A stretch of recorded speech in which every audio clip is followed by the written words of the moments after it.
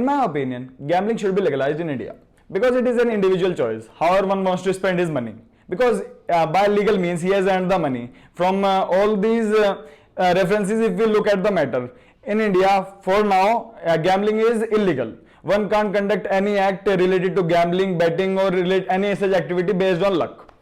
So people will, or the government will tell me, or to be exact, the constitution will tell me how to live my life. I don't think that's the essence of the constitution. So overall, I want to say that gambling should be legalized. No, gambling shouldn't be legalized. The laws which are present in the law for now are well thought of by experts. They have been reanalyzed. Even amendments have been done in the law according to the need of the hour since independence. So why the hurry now?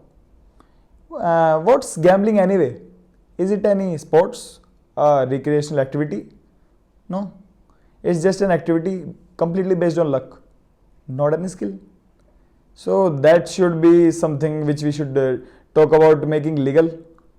No, that shouldn't be the case. As far as the matter of individual choice is concerned, there can't be laws against consumption of beef, act of prostitution. Then India is an intrinsic society. Here we prefer collective good over the individual choice. The laws you mentioned regarding the effect on the individual choice are way out of context here. Consumption of beef is affecting life of someone, be it an animal. And also it affects the religious sentiments of a particular community. In the case of prostitution, in our nation, in India, the body of a person isn't considered to be his own property. If that would have been the case, don't you think that organ donation would be allowed in India for monetary benefits? Why not? The matter of religious sentiments getting hurt is just like someone getting offended from cruel remarks of someone. There are obvious classes between different religions. Like Hinduism follows a non-violent way of living. But in Islam, there is a festival celebrating with the fest of killed animal. Can the law intervene between those? Law intervening between religious feuds is a different matter altogether. Because it could be a threat to the national integrity. Here the matter is of basic monetary transaction. Let's just stick to that. As we all are aware that in a country like India, from since independence, the gambling related activities are illegal, but it is still practiced in all corners of the major cities or small cities, even small towns. It is being practiced extensively. So why not make it legal, collect taxes out of it, and make a profit out of it? What's the issue in that? Also, And reject. yeah. Just because something is being practiced in spite of it being illegal, it can't be made legal. If that was the case, why don't we legalize drugs like heroin and cocaine? Because people are using that quite often. Gambling in itself is not harmful for the society or people. Do you at least agree on that? Yes, I agree on that. But India being a lower middle class nation by World Bank standards doesn't seem to fit in the category of this one. Because the foolishness or the foolish acts of some people could lead to the survival or the question of survival of all the family. Such occurrences should be avoided in an intrinsic society like India. Then factors like frauds, fights, use of force make it an issue. It can be easily countered by making it legal so that officials, police officials can make a system how to keep it running like all other businesses. Yeah, it's just simple as that. The things you mentioned or the issues you mentioned can be countered separately too. They are a crime in itself. So they can be reported and eventual action can be taken on that. Something unethical or illegal in an overall illegal work, it is not reported. Why would anyone report it? Both parties will be punished for the same crime. Will anyone punish someone for 5 years so that they can be in the prison for 3 years? No one does that. This can again go a long way. Like before, I gave example of drugs. So there are various cases of rapes being committed on drug-addicted girls because they don't file any case because they are also intoxicated at the moment of the crime.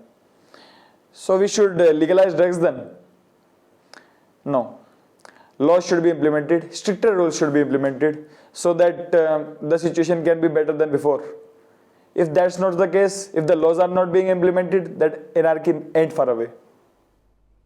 Since it is being practiced for a very long time at a large enough scale, so there must be reasons why it is not being countered effectively. Just saying that some new laws will be implemented, more stricter laws will be in effect, then it will be countered. It is not happening and it will not happen. So the only way to effect is that make it legal, provide a framework to the officials as well as the bodies. They will within the boundaries, complete boundaries set by the organization, they can make it happen at a very ethical level, means ethics will not be compromised in the process.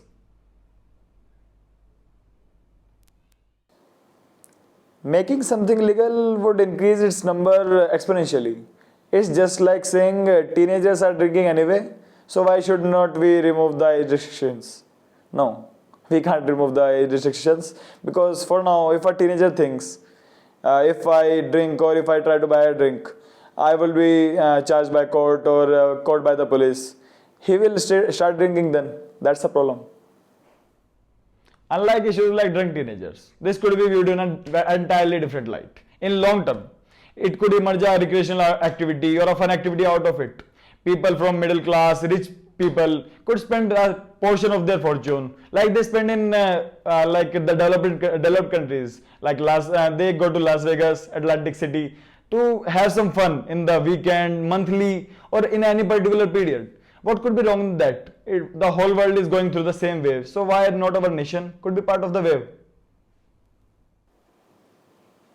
I don't agree with the hypothesis, because the image of India in the Western world is that of an ancient and mysterious land with practices and civilization dating back to thousands of years. So I believe it will just not boost up tourism, but in turn reduce the tourism based on heritage. But in almost all the countries where the tourism is booming, there is at least one city which is based on the Las Vegas model.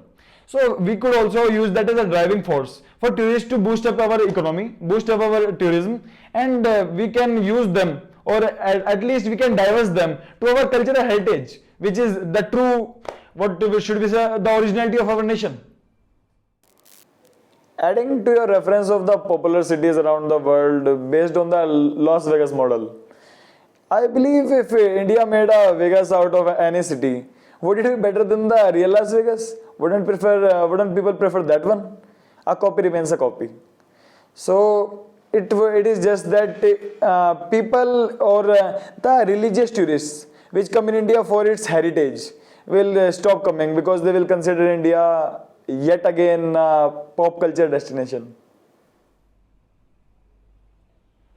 There are multiple nations in the world which have preserved their cultural heritage in spite of having a town which I recalled about. Like there is Beijing in China, which is the same model, but cultural heritage of China is intact. What about Japan? Tokyo is the same nightlife based city, but Japan is the model of how to show your religious as well as cultural heritage and seek tourists. For the related to stats, there is nearly 10 million population of Japan and more than 20 million tourists a year. So you can't say that just having a city or having such a model can deteriorate the population. And about your other references, the world's reaction to it can only be seen once it's implemented. It's just hypothesis before that.